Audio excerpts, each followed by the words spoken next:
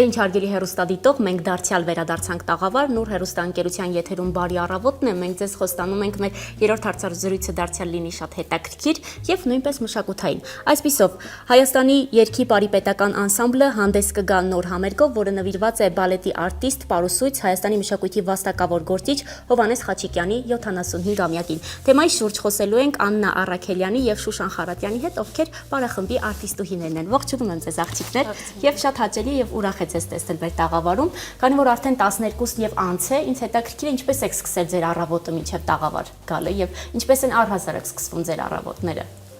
Քանի որ այսօր շաբաթ է, մենք աշխատանքի չենք։ Այո, շատ լավ է։ Սովորաբար երկուշաբթիից ուրբաթ առավոտ ժամը 10-ին մենք մեր դասական պարն ենք կատարում,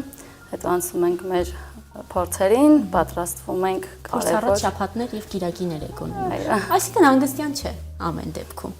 Բայց սիրելի աշխատանքն է, հետեւաբար ինչ որ չափով նաեւ հանգստանում եք։ Միանշանակ։ Ձեր առավոտները ինչպես են սկսվում, Շուշան։ Նույն կերպ, նույն ժամերի, նույն գրաֆիկով, այսօր եւ վաղը ազատ ենք լինում։ Էլի նույն կերպ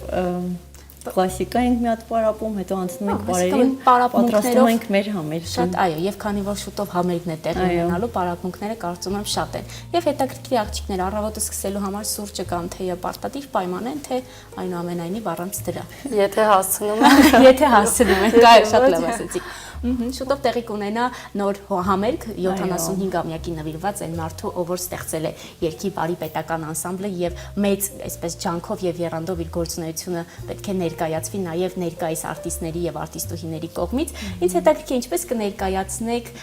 իրեն եւ ինչպես կուզեք որպեսզի ճանաչեն թե երիտասարդները եւ թե մարդիկ, ովքեր բացարձակ չեն ճանաչում։ Հովհաննես Խաչիկյանը 2008 թվականից մինչև 2021 թվականը աշխատել է երգի պարիպետական անսամբլում որպես գլխավոր բալետմայստեր եւ իր ծավալած շատ մեծ գործունեությամբ թողել է մեզ այնպիսի ժառանգություն, այնպիսի մեծ գործ, որ այսօր մենք փորձում ենք բոլորս պահպանել այդ ամենը եւ իր շատ դժվար է մեզ համար այս պահին առանց իրեն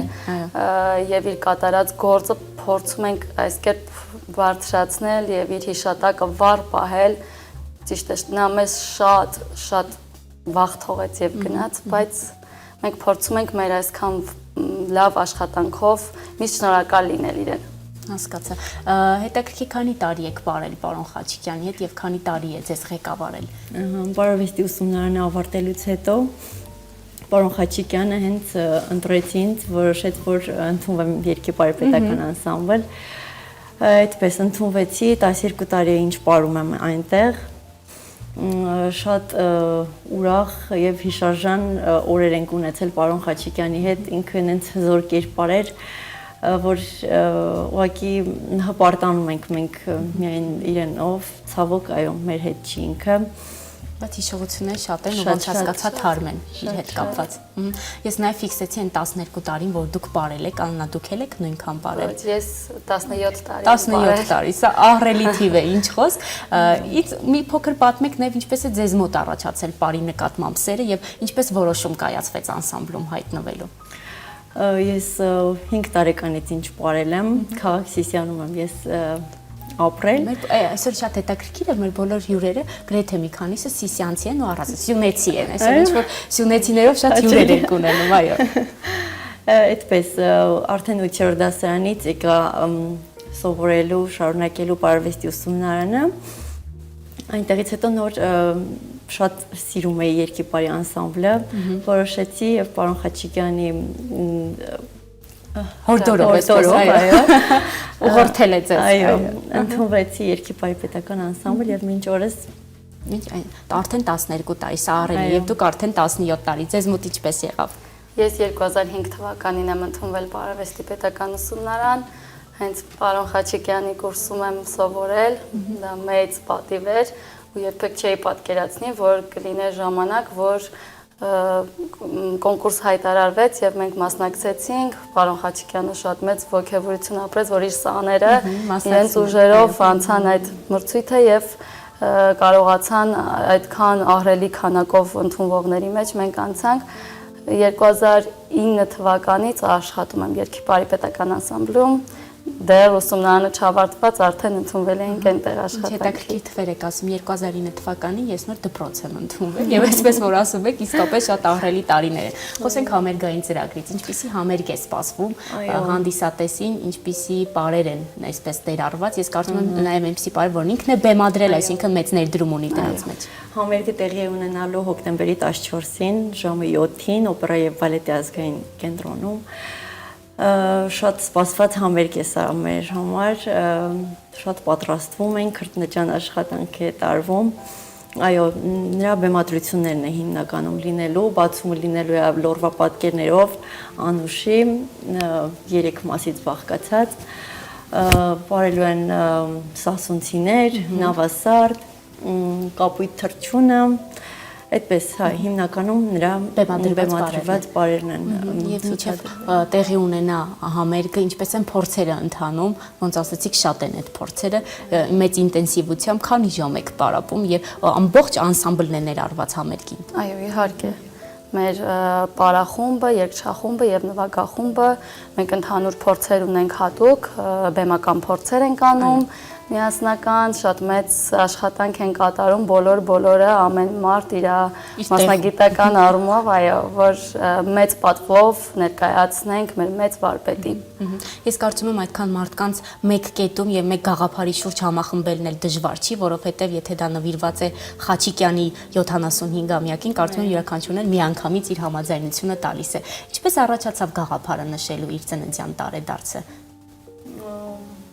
Ես կարծում եմ, այսպես կարող եք դարձնել անգամ ամենամյա եւ յուրաքանչյուր տարի, եթե նա ձեզ հետ չի, այնուամենայնիվ այսպես նշվի։ Շատ հաճելի կլինի, այո։ Արտիստուհիների գաղափարներ, թե արդյոք ղեկավարների։ Շատ շնորհակալ ենք իրենց, որ այսքան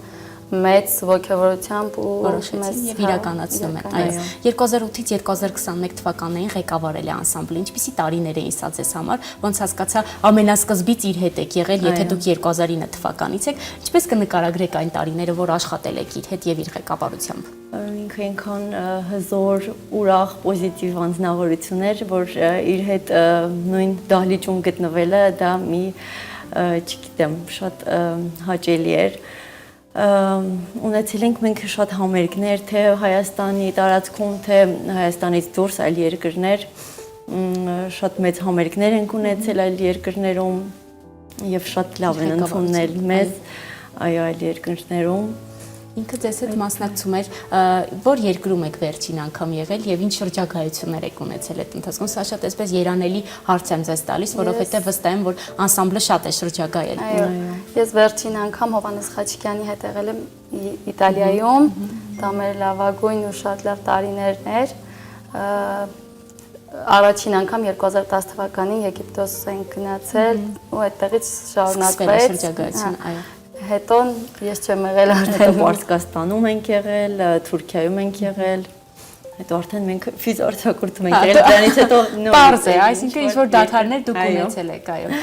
Եվ կարծում եմ նաև այստեղ ինքն էլ մեծ ներդրում ուներ այդ շրջագայությունների մեջ, արդյոք նպատակ կա այս համերգային ծրագրերը երկրից դուրս ստանելու եւ ներկայացնելու Խաչիկյանի հոբելյանական տարելիցը 75-ամյակը։ Այո, ճիշտ ասած մի քանի օր առաջ հենց իմացանք, տեղեկացանք, որ հնարավոր է նույն համերգը կրկնվի նաև Կրասնոդարում։ Շատ հաճելի է։ Այսինքն շուտով նորից այս թեմայի շուրջ շրջագայություններ են ձեզ սպասվում։ Ինչպիսին է հիմա ձեր ճանապարհը, նաև դասավանդում եք, թե միայն պարով եք զբաղվում որպես արտիստուհի անսամբլում։ Այս պահին դասավանդում եմ մասնավոր տեղ, բայց հիմնական աշխատանքը մեր անսամբլի այո, ձեր դեպքում էլ է նույնը, Շուշան, դուք դասավանդում եք։ Այս պահին չէ, բայց դասավանդել եք։ Կուզեք դարձյալ շարունակվի դասավանդման process-ը։ Պարզապես բալիկս փոքր է, անպայման։ Բալիկի թևան կա այստեղ, ոնց հասկացա, ֆիզարցակուրտն էլ, այսինքն, որ դադարներ եղել են։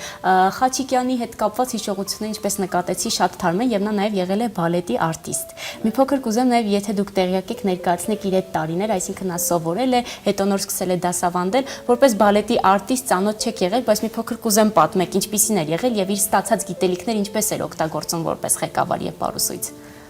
Ես մի բան հիշեցի ձեր հարցից, միշտ դահլիճում ինքը ասում էր, որ բարեն ասպարեզն է,